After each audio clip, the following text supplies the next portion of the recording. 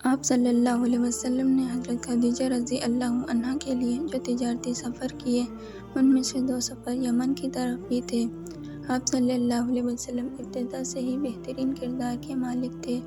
جب آپ کی عمر 25 سال ہوئی تو آپ کی صداقت اور دیانت کے چرچے ہر طرف ہونے لگے۔ شہر مکہ کی ایک خاتون تھیں جن کا نام خدیجہ تھا۔ انہیں ایسے امانت دار شخص کی ضرورت تھی جو ان کا مال ملک شام لے جا کر فروخت کرے اور نفع کما کر لائے۔ آپ کی امانت اور صداقت کی شہرت جب حضرت خدیجہ رضی اللہ عنہا تک پہنچی تو انہوں نے آپ کو پیغام بھیجا کہ آپ میرا مال ملک شام لے جائیں۔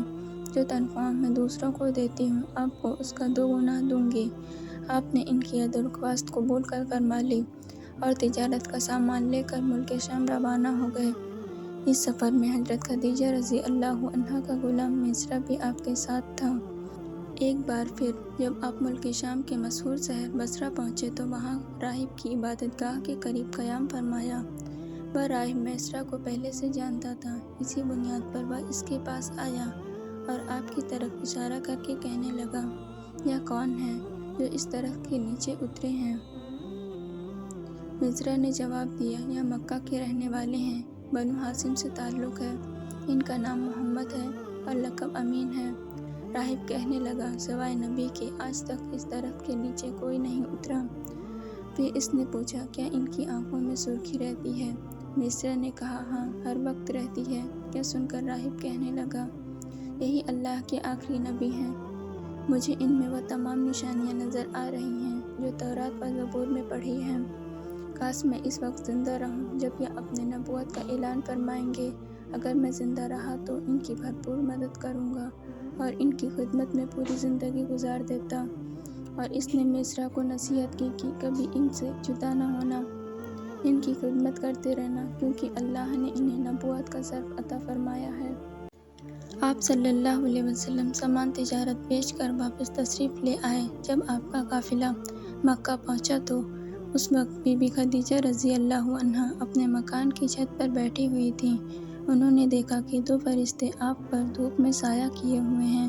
اس منظر نے حضرت خدیجہ کے دل پر گہرا اثر کیا۔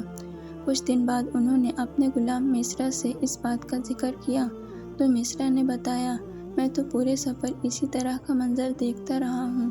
پھر میسرہ نے اس طویل سفر میں آپ کی صداقت و دیانت، حسن سلوک اور کاروباری مہارت کے جو مناظر اپنی آنکھوں سے دیکھے وہ بیان کیے۔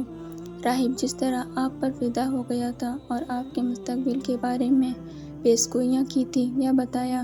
یہ سن کر حضرت خدیجہ رضی اللہ عنہا کے دل میں آپ صلی اللہ علیہ وسلم کے لیے عقیدت و محبت پیدا ہو گئی۔ حضرت خدیجہ مکہ کی مالدار اور بہت محترم و معزز خاتون تھیں۔ اہل مکہ انہیں ان کی پاک دامنی کی وجہ سے طاہرہ یعنی پاک باز کے لقب سے یاد کرتا تھا۔ ان کی عمر اس وقت 40 سال ہو چکی تھی۔ انہوں نے 2 شادیاں کی تھیں اور ان کے دونوں شوہر انتقال کر گئے تھے۔ بڑے امیر کبیر افراد نے ان کے لیے شادی کا پیغامات بھیجے لیکن انہوں نے تمام پیغامات کو واپس کر دیا اور یہ طے کر لیا تھا کہ اب نکاح نہیں کریں گی۔ لیکن آپ کے اخلاق، عادات، برکات اور حیرت انگیز واقعات سن کر ان کا دل آپ سے نکاح کی طرف مائل ہوا۔ حضرت خدیجہ رضی اللہ عنہا نے آپ صلی اللہ علیہ وسلم کی پھوپھو حضرت صفیہ کو بلایا اور آپ صلی اللہ علیہ وسلم کے ذاتی حالات کے بارے میں معلومات لی۔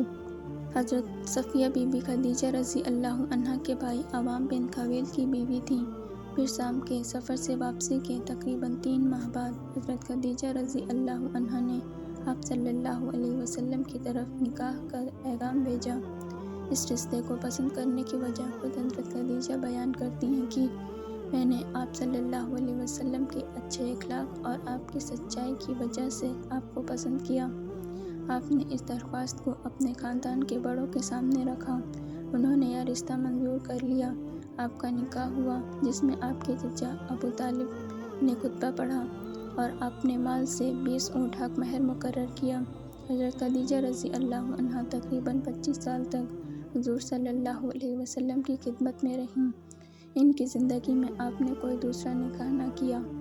آپ صلی اللہ علیہ وسلم کے ایک بیٹے حضرت ابراہیم کے سوا باقی ساری اولاد حضرت خدیجہ رضی اللہ عنہا سے ہوئی۔